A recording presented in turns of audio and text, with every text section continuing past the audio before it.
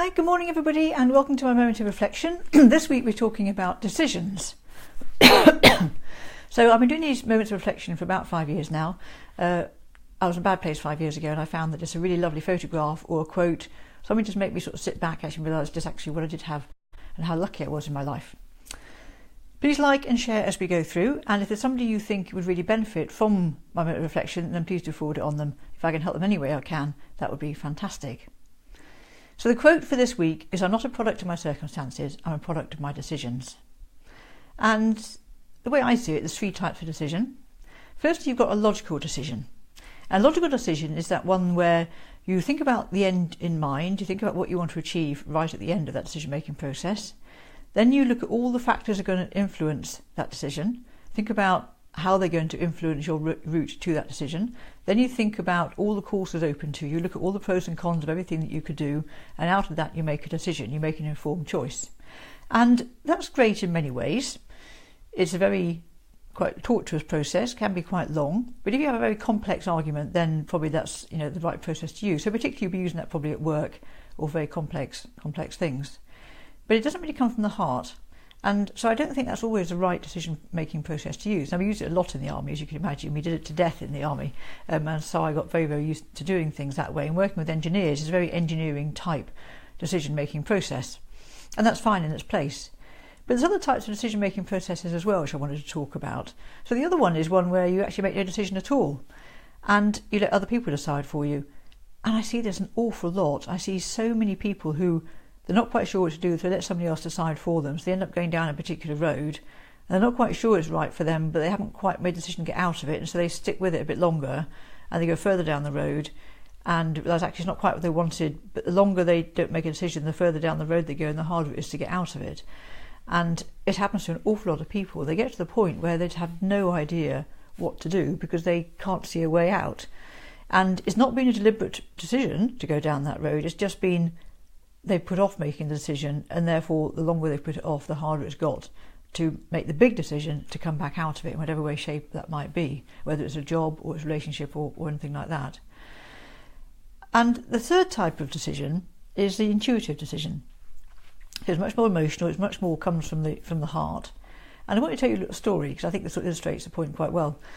When I was 13, I want to take you to the island of Sark. It's a really cold winter's night, the roaring log fire in the sitting room. My brother and I are sitting there by the fire and he's teaching himself knots.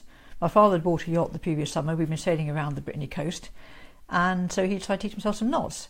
And he was 5.5 years older than me, so I was 13, he was about 18. And I turned to him and said, "Oh, Ralph, could you teach me some knots?" And he turned to me and said, "You don't need to know knots, you're a girl." And in that moment I made two decisions. One of which was I was never going to let anybody tell me that I couldn't do something just because I was a girl. But the other was that if ever I wanted to learn something, I wasn't going to wait to find somebody to teach me. I was going to go find out the information myself. And I wasn't going to wait for somebody to decide whether I was worthy or not of that information. And I thought those two decisions were actually really minor, but now when I look back on that, it's actually influenced absolutely everything I've done in my life, whether it's been relationships or it's been work or it's been hobbies. Anything I have done, I've not stopped being a girl, hold me back. I've just done it, even when I've been told I can't. I think there's only one exception to that rule. And also, in terms of learning, I've always gone and found out what information I've needed myself. I've not waited for somebody else to teach me. So while the logical decision-making process has its place, actually deep down I think the intuitive one is much, much more powerful, because it took me a split second to make that decision, but it's influenced my whole life. Where sometimes you can spend hours and hours making a logical decision and find that it's completely superseded by events 5 minutes later. So what I wanted to say to you today was, if you're having problems about making a decision and you really can't decide what to do in your life, your job, relationships, whatever it might be, what I really recommend that you do is go and find a place in nature, so something like a wood, especially this time of year when the bluebells are out. It's fabulous. I go walking in the woods almost every day. I just love it. And find a really quiet spot where all you can hear is the birds and the trees swaying, a sort of rustling of wildlife in the undergrowth, and just sit and clear your mind. And quite often, by sitting and clearing your mind of all the stuff and the noise that goes on a day-to-day basis, and especially in nature is very powerful for this, intuitively the right decision will come to mind. And it's really interesting that while you might think in that instant it's a really small decision, it can have a massive impact long term. And once you've made the decision that way, you don't undo it, because deep down you know that's absolutely the right thing, and it gives you the courage to then follow it through. When you make a logical decision, people can talk you out of it because they have another argument. So while they will have their place, I really think the intuitive one is the most powerful. So I really hope that helps. And as I say, if it's going to help somebody that you know, then please do forward it on to them. If we haven't met yet, my name is Mandie Cran.